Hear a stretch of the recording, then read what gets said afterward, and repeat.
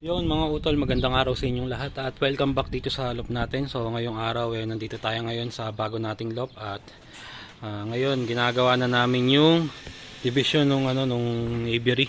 So ayan, may divider na naikabit na namin. So ine-welding na ni Kuya. Ayan o. So itong kabila ano pa lang, naka-alambre pa lang. So hindi pa na-welding. Kinabit ko na lang muna, tinabas ko na lang muna tapos inalambre para mamaya dire-diretso na yung pagwe-welding dito sa steel matting ng divider. So ayan, tatlong division din. Kapantayan nung bawat section ng loop natin. Ayan o. So pwede nang kulungan talaga after nitong mayaring divider saka nitong mga shutter, pwede nang kulungan tong loop natin. So baka may habol pa natin yung mga pang north natin dito, may lipat natin, maturuan pa natin dito. So pagkatapos kasi niyan kakabit na lang din tong mga shutter. So ayan, mas okay na ngayon. Konting-konti na lang talaga. So may mga ilang gagawin man siguro halos sa labas na lang lahat.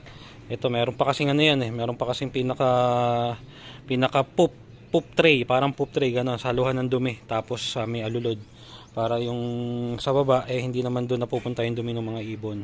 Tapos din sa abangan pagtapos niyang sa loob ng loop, ito naman ang gagawin. So utik-utik lang, importante yung mismong loop mayari makulungan para yung mga ibon na may lipat natin. Ito naman kasing abangan, kahit di pa tapos na tapos ayos lang. Ang importante dito sa loop, makakakit naman tayo, naman tayo ng maayos dito sa loop, nakakapunta tayo ng maayos dito sa loop kahit hindi pa ganyang tapos na tapos yung waiting area. Meron may dagdag dyan, konti na lang naman, babalutin na lang halos din tong waiting area. Tapos yung gagawing dito, mini waiting area para nakakatungtong sa ibabaw ng ng aviary. Ayan.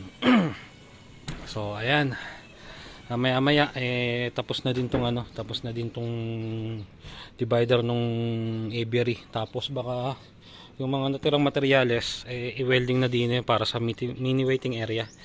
Ayan, para yun nga, pagtapos na sa loop dito na lang gagawin, sa labas na lang. Ayun, so ayan, mamaya babalitaan ko kayo pagka natapos na tong divider nung aviary nung loop natin. So ayan, mas okay na tignan. So makukulungan na. Lalagyan ko pa pala to ng pinaka perch nila sa harap. Siguro 3 patong lang na running perch para hindi rin masyadong punong tignan yung aviary natin.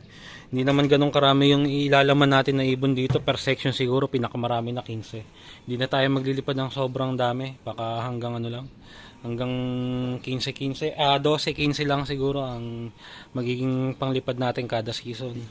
So para mas nakakagalaw ng maayos yung mga ibon dito sa loop.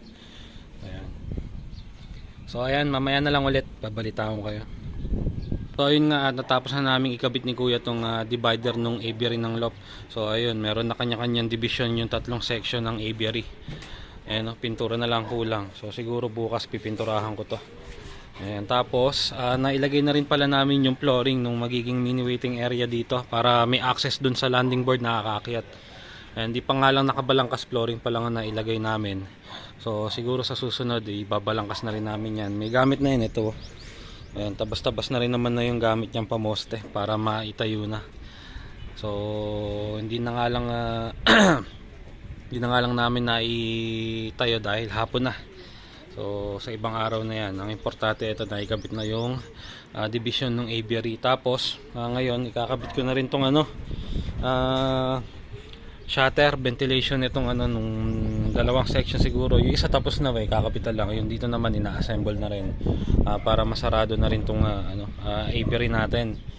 Bukod nga dyan sa division mailagay na rin yung shutter. So after nun yung mga pinto na lang nung aviary. Ayan, para sarado na tong aviary ng loop natin, at ganun din nga yung per section. Ayan, so isasampa ko na yung isang shutter para maikabit ko na rin. Ayan, titignan ko kung saan ko ilalagay, kung dito ba o doon sa gitna. So isasampa ko na at nang maikabit na, nang makita na natin kung ano kalalabasan. So ayan, naiakyat ko na yung isang shutter ventilation para dito sa aviary ng loft natin. At ayan, dito ko siya ikakabit sa gitna. Ayan, oh. So yung isa na para dito ginagawa pa lang. Kung mayayari mamaya baka ikabit ko na rin para makompleto na yung pinaka wall ng aviary natin. Para sa susunod puro pinto na lang yung kailangan. So makompleto man lang yung pinaka wall ng aviary natin. So ayan, ganun lang din, parehas lang. So kagaya dun sa per section ng loft natin, pare-parehas yung wall saka pinto. Dito din yung shutter ventilation saka yung pinaka pinto pare-parehas din na ganyan na shutter. Ayan, so ikabit na natin to. At nang sa ganun mamaya kung mayayari yung para doon ikakabit ko na din. So yun, tara, simulan na natin.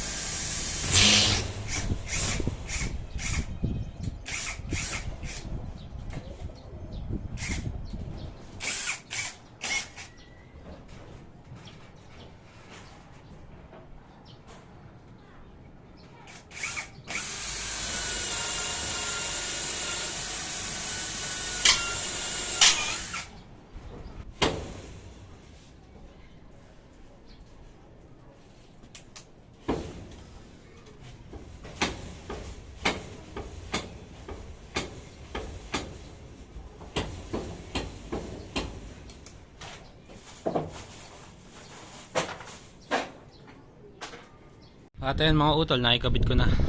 Ayan, so parehas lang. Nagkaiba lang ng kulay ng kahoy kasi good lumber yung ibang ano nun, yung ibang barateha na ginamit do sa shutter. Tas dito naman puro palochina lang. So baka pinturahan ko na lang yan ng kulay na mahogany para magkapare-pareha sila. Ayan, pero sa ngayon okay na muna yan.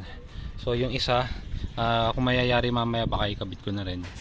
Ayan, para makompleto na yung tatlong shutter nung ano natin, nung aviary ng loft. At after nga nun puro pinto na lang ang gagawin. Ayan, so halos patapos na talaga. Ito na lang talaga ang hinihintay may kabit, yung shutter saka yung pinto, para na sa ganun sarado na aviary at per section ng loft natin. Ayan, so mas okay nang tignan. Mas lalo na pagka may pinto na to. Ayan, pare-parehas yan shutter, oh. Para nakokontrol natin yung hangin na pumapasok at lumalabas sa loob ng loft. Ayan.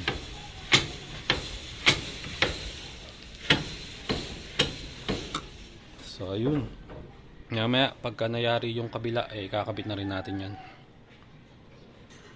Yon mga utol, at ito gabi na, nandito pa rin tayo sa loob ng loft dahil kakatapos ko lang gawin tong wall ng aviary.